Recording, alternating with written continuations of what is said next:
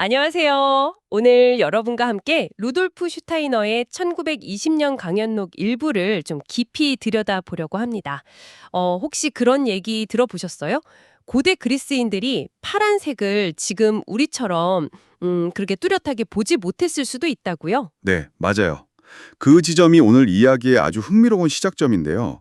이 강연록이 단순히 그냥 옛날 기록이 아니라 인간의 의식 또 세상을 받아들이는 방식이 어떻게 달라져 왔는지 더 나아가서는 약간 영적인 차원까지도 다루고 있거든요. 오, 그래서 단순히 정보 요약보다는 이 오래된 이야기가 오늘날 여러분께 어떤 생각거리를 던져주는지 그걸 같이 좀 파헤쳐보고 싶습니다. 좋습니다. 그럼 첫 번째 포인트, 말씀하신 그 고대 그리스인들의 색깔 인식, 이거부터 한번 보죠. 자료를 보면 슈타이너가 지적하길 그리스인들이 녹색을 뜻하는 클로로스라는 단어를 글쎄요, 노란 꼴이나 심지어 누렇게 변한 낙엽에도 썼다고 하네요. 네, 그렇죠. 그리고 또 검은 머리카락을 묘사하는 단어가 파란색 보석, 라피스 라줄리를 가리키기도 했다고 하고요. 아니, 그렇다고 그리스인들 머리카락이 파란색이었다, 이렇게 생각할 순 없잖아요. 당연하죠. 그러니까 이게 뭘 말해주냐면 그들이 오늘날 우리처럼 노란색, 녹색, 또 파란색 이런 걸 명확하게 딱딱 구분하거나 혹은 파란색 자체를 강렬하게 인지하지는 못했을 수 있다는 가능성인 거죠. 아, 슈타이너는 이걸 거의 뭐랄까 청생맹, 블라우블라인드에 가까운 상태로 봐요. 그래서 그 결과 그들이 본 세상은 우리보다 훨씬 더 붉고 노란빛이 도는 약간 좀 불타는 듯한 그런 인상이었을 거라고 추측합니다. 불타는 듯한 세상이라 흥미로운데요? 네. 그리고 로나 작가들이 당시 그리스 화가들이 주로 검은색, 흰색, 붉은색, 노란색 이렇게 네 가지 색만 주로 썼다고 기록한 것도 이런 주장을 좀 뒷받침하는 근거가 될 수 있겠죠. 와, 세상에. 우리가 너무나 당연하게 여기는 이 색깔 감각 자체가 사실 고정된 게 아니었다니. 시대에 따라 변해왔다는 거네요. 네, 맞습니다. 감각 인식뿐만이 아니에요. 이 강연에 따르면 내면을 경험하는 방식 그 자체도 많이 달랐다고 합니다. 내면 경험 방식이요? 그건 또 어떤 거죠? 예를 들면 고대인들은 배고픔이나 목마름 같은 거 있잖아요. 아주 기본적인 유체 감각인데 그런 것 속에서도 어떤 신적인 존재의 활동이나 메시지 같은 걸 직접 느꼈다는 거예요. 배고픔 속에서 신의 활동을요? 네. 그러니까 자기 몸 안에서 신적인 작용이 일어나는 걸 뭐랄까 체험적으로 알았다는 거죠. 하, 요즘 저희가 배고픔 느끼는 거랑은 정말 차원이 다르네요. 저희는 그냥 뭐 당 떨어진다. 약간 이런 느낌이잖아요. 그렇죠. 완전히 다른 경험이죠. 그리고 강연에서는 기원전 한 3, 4세기쯤 그때쯤부터 우리가 지금 상상력 혹은 판타지라고 부르는 그런 능력이 인간에게 나타나기 시작했다고 말합니다. 상상력이요? 그전에는 없었나요? 뭐 없었다기보다는 그 이전의 예술 활동 같은 건 주로 영적이 실제를 직접 보고 그것을 모방하는 것에 가까웠다면 이때부터는 인간 고유의 뭐랄까 내면에서부터 우러나오는 창조적인 상상력이 발휘되기 시작했다는 거죠. 그렇군요.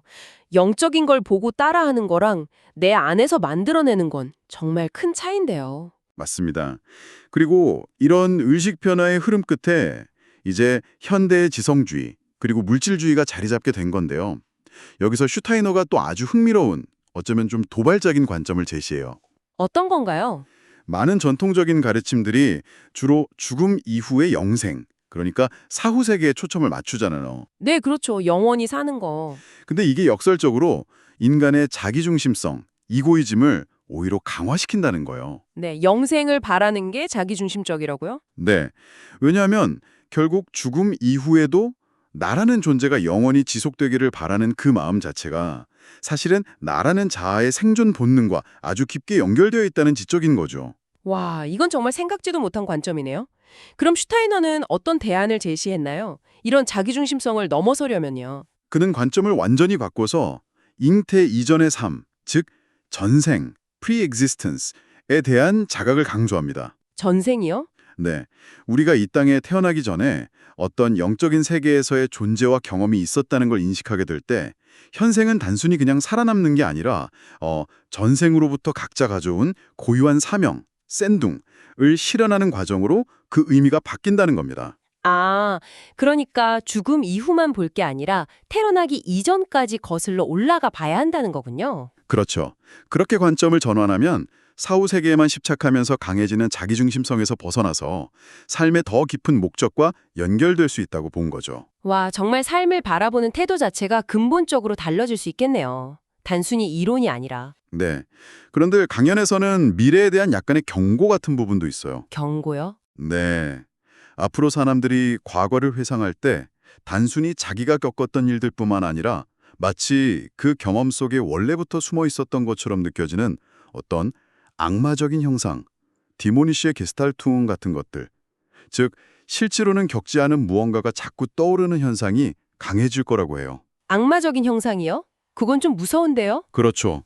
슈타이너는 이런 현상들이 점점 더 뚜렷해질 텐데 이걸 단순히 개인의 심리 문제로만 보는 기존의 정신분석학적 접근만으로는 한계가 있다고 봤습니다. 그럼 어떻게 이해해야 한다고 봤나요? 글은 이런 복잡한 내면 현상을 제대로 이해하려면 물질 너머의 영역을 탐구하는 그가 말하는 영적 과학, 가이스트선 미신샤프트의 관점이 필요하다고 주장합니다.